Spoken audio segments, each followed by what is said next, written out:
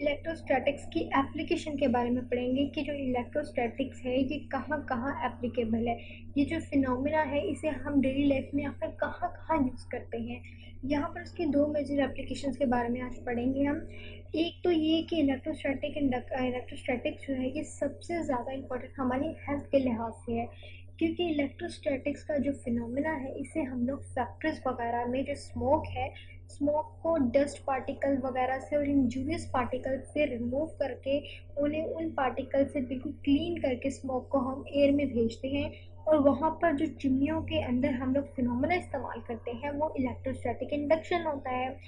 क्योंकि आपको मालूम है कि स्मोक के अंदर जो है वो डिफरेंट टाइप के इंजूरियस पार्टिकल्स होते हैं, क्योंकि फैक्ट्रीज के अंदर डिफरेंट टाइप की प्रोडक्शन हो रही होती है, डिफरेंट केमिकल्स वगैरह उसके अंदर होते हैं जो कि आपकी हेल्थ के लिए बहुत ज़्यादा डेंजरस है अगर वो स्मोक के तहत आपकी पूरी की पूरी इन्वायरमेंट में आ जाए। तो आपकी हेल्थ की कंडीशंस को, आपकी हेल्थ को मद्देनज़र रखते हुए चिमनियों के अंदर जो है वो इस तरह से सिचुएशन की जाती है इलेक्ट्रोस्टैटिक को मद्देनज़र रखते हुए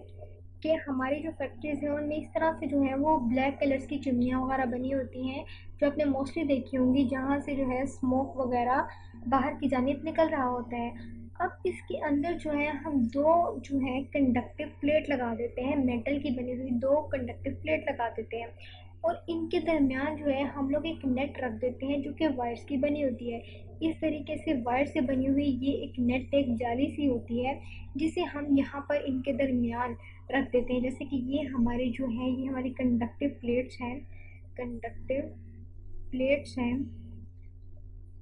और ये जो है यहाँ पर हम जो है नेट रख देते हैं इस तरीके से। इस नेट को जो है हम पॉजिटिव चार्ज दे जाते हैं, और पॉजिटिव चार्ज देने के बाद किसी भी तरीके से पॉजिटिव चार्ज करने के बाद यहाँ पर प्लेस कर देते हैं।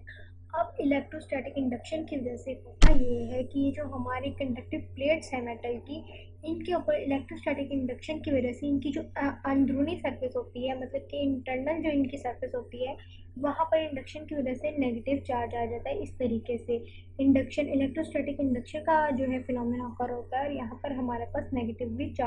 चार्ज आ जाते हैं इनकी इंटरनल सरफेसेस पर। अब जब हमारा स्मोक के दूसरे पार्टिकल्स जो हैं वो स्मोक के अंदर जाहिर सी बात है, अभी मैंने बात की कि उसके अंदर डिफरेंट टाइप के इंजूरियस पार्टिकल्स होते हैं। जैसे ही ये वेस्ट गैसेस का जो स्मोक के अंदर होते हैं, वेस्ट पार्टिकल्स होते हैं गैसेस के अंदर, जैसे ही यहाँ से निकलना शुरू करते हैं, यहाँ पर पहुँचते हैं, तो यहाँ पर लगी हुई नेट जो है, नेट के ऊपर चूँकि पॉजिटिव चार्ज होता है, तो ये नेट के पास जैसे ही गुजरते हैं तो नेट इन्हें अपना पॉजिटिव चार्ज दे देती है। अब ये नेट से चूँकि पॉजिटिव चार्ज ले लेते हैं ये डस्ट पार्टिकल्स, तो ये जो हमारी कंडक्टिव प्लेट्स यहाँ पे लगी हैं मेटल्स की, इनकी जो इंटरनल सरफेसेस हैं उन पर जो है इलेक्ट्रोस्टैटिक इंडक्शन की वजह से नेगेटिव चार्ज आ जाता है।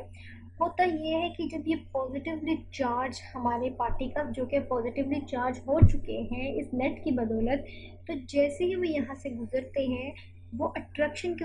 वजह से, चूँकि इन पे पॉजिटिव चार्ज है और यहाँ नेगेटिव चार्ज है, तो ये सारे के सारे पार्टिकल्स जो है यहाँ पर कंडक्टिव प्लेट्स के साथ जो है अटैच हो जाती हैं, और जो स्मोक है वो यहाँ से बाहर की जानिब निकल जाता है, जिसके साथ कोई भी जो इंजूरियस या डेंजरस पार्टिकल्स होते हैं वो उसके साथ शामिल नहीं होते, क्योंकि वो अंदर ही प्लेट के साथ रह गए हैं। चूँकि वो चार्ज हो चुके थे, तो चार्ज होने की वजह से उन पर डिफरेंट चार्ज था आपकी जो कंडक्टिव प्लेट्स हैं उसके लिहाज से, तो वहाँ पर अट्रैक्शन की वजह से वो उनके साथ अटैच हो जाते हैं, और इन कंडक्टिव प्लेट्स को बाद में इजीली रिमूव कर लिया जाता है। और ये इससे हमें ये एडवांटेज होता है कि हमारे जो एटमॉस्फेयर है उसमें कोई भी किसी भी किस्म का कोई भी इंजूरियस पार्टिकल जो है वो शामिल नहीं होता। तो ये जो सारा का सारा फिनोमिना है जो डिफरेंट टाइप्स की बहुत ज़्यादा फैक्ट्रीज में इस्तेमाल होता है। आपको मालूम है कि प्रोडक्शन की जो दुनिया है उसमें फैक्ट्रीज क्या अहमियत रखती हैं, उनके अंदर जो है ये बहुत ज़्यादा इलेक्ट्रोस्टैटिक का जो फिनोमिना है ये बहुत ज़्यादा हेल्पफुल होता है, क्योंकि इलेक्ट्रोस्टैटिक की ही बेस पर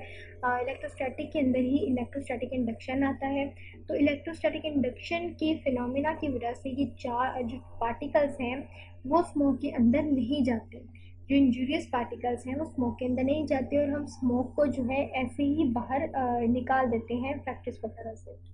इसके अलावा हम लोगों ने मोस्टली देखा होगा कि कारों वगैरह की मैन्युफैक्चरिंग जब हो रही होती है, तो कार वगैरह की बॉडी के ऊपर जो है हम लोग इलेक्ट्रोप्लेटिंग कराते हैं, मीन्स ये कि उनके ऊपर जो है हमें पेंट कराना पड़ता है। तो जो पेंट हम कार वगैरह की बॉडीज़ के ऊपर कराते हैं वो भी इलेक्ट्रोस्टैटिक इंडक्शन की वजह से ही होता है। जैसे कि अगर ये कोई एक कार है, तो सबसे पहले जब कार की मैन्युफैक्चरिंग की जाती है तो सबसे पहले तो आप इसकी बॉडी को अर्थ करते हैं। अर्थ करने के बाद क्या होता है कि आप जो है अर्थ करने के बाद कार की बॉडी जो है उसके ऊपर आप स्प्रे करते हैं, यानी कि इसको किसी भी कलर में आपने पेंट करना हो तो आप कोई भी स्प्रे लेते हैं और उस स्प्रे के तहत जो है आप इस कार के ऊपर स्प्रे करते हैं, पेंट स्प्रे करते हैं ताकि इसके ऊपर इलेक्ट्रोप्लेटिंग की जा सके, इस पर पेंट जो है वो पेस्ट किया जा सके। जैसे ही पेंट्स के पार्टिकल इस नोजल से निकलते हैं, स्प्रे के नोजल से, तो यहाँ पर रबिंग की वजह से वो चार्ज हो जाते हैं और रबिंग की वजह से जो है उनके ऊपर पॉजिटिव चार्ज आ जाता है। जब ये पॉजिटिव चार्ज पार्टिकल्स कार की सरफेस के करीब पहुंचते हैं तो इलेक्ट्रोस्टैटिक इंडक्शन की वजह से यहाँ पर नेगेटिव चार्ज इंड्यूस कर देते हैं। जब इस बॉडी के ऊपर नेगेटिव चार्ज आ जाता है तो ये जो पेंट के पार्टिकल्स हैं इसके ऊपर बिल्कुल जो है वो पेस्ट हो जाते हैं, इनकी एक बहुत अच्छी जो है कोटिंग प्लेस हो जाती है, जो कि बहुत मतलब एक बहुत ही चीप और बहुत ही ज़्यादा अच्छा वे है, यानी कि हमें कॉस्टली नहीं पड़ता, एक्सपेंसिव नहीं होता। इस तरह से जो है इलेक्ट्रोस्टैटिक इंडक्शन का फिनोमेना इस्तेमाल करते हुए आपके पेंट के पार्टिकल्स आपकी कार के उस ऊपर एक सरफेस बना देते हैं, एक स्मूथ सी सरफेस बना देते हैं। और आप जिस तरह का भी कलर चाहे अपनी गाड़ी के ऊपर करा सकते हैं। ये सारा का सारा जो फिनोमेना है ये इलेक्ट्रोस्टैटिक इंडक्शन की वजह से ही होता है, क्योंकि पेंट के पार्टिकल जो है वो स्प्रे की नोजल से निकल रहे हैं और जैसे ही वो यहाँ से निकलते हैं तो जाहिर सी बात है उनको कुछ ना कुछ रबिंग होती है, कुछ ना कुछ फ्रिक्शन होती है, कुछ रगड़ कर वो आ रहे होते हैं, तो उनके ऊपर जो है वो पॉजिटिव चार्ज आ जाता है। जैसे ही पॉजिटिवली चार्ज पार्टिकल्स किसी न्यूट्रल बॉडी के पास जाएंगे तो उसके ऊपर जो है वो चार्ज इंड्यूस कर देते हैं, जैसे कि इलेक्ट्रोस्टैटिक इंडक्शन कहता है। तो यहाँ पर जो है नेगेटिव चार्ज आ जाते हैं जिसकी वजह से यहाँ पर ये पेस्ट हो जाते हैं। जैसा कि आप इस इमेज में देख सकते हैं कि कार की बॉडी के ऊपर किस तरह से पेंट किया जा रहा है, एक स्प्रे के थ्रू, स्प्रे के नोजल के थ्रू इसके ऊपर जो है वो पेंट किया जाता है। इसके अलावा ज़रूरी नहीं कि आप सिर्फ कार को ही जो है वो पेंट करें, बल्कि डिफरेंट चीज़ें जिन्हें इलेक्ट्रोप्लेटिंग किया जाता है, जिनके ऊपर पेंट करना होता है, डिफरेंट चीज़ें होती हैं, कार के अलावा भी बहुत ज़्यादा चीज़ें होती हैं, उनके ऊपर जो पेंट किया जाता है और पेंट की जो लेयर है उनके ऊपर अगर फिट रह पाती है, उनके ऊपर अटैच रह पाती है, तो वो सिर्फ इलेक्ट्रोस्टैटिक इंडक्शन की वजह से ही रह पाती है।